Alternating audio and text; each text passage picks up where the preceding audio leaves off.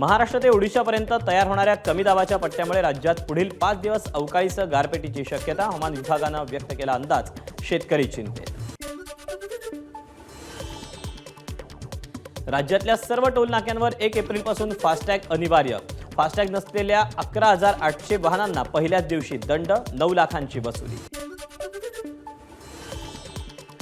गोरेगाव पश्चिम नगरमधील सिद्धार्थनगर सहकारी गृहनिर्माण संस्थेच्या पुनर्विकास प्रकल्पातील 663 घरांसाठी उद्या लॉटरी.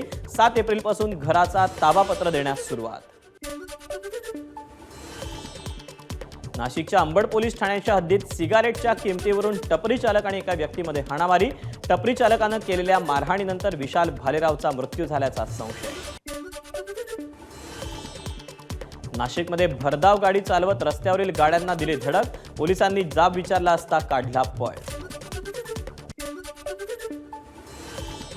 मुंबईत एका सेलिब्रिटीची हत्या करण्यासाठी आलेल्या 5 जणांना अंधेरीतून अटक. आरोपी बिश्नोई गँगशी संबंधित असल्याची दाट शक्यता.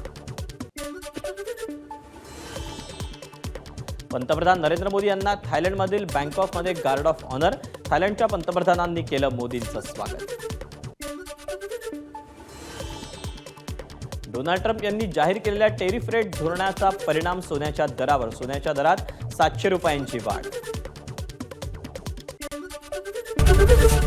एबीपी माझा, उघडा डोळे बघा नीट.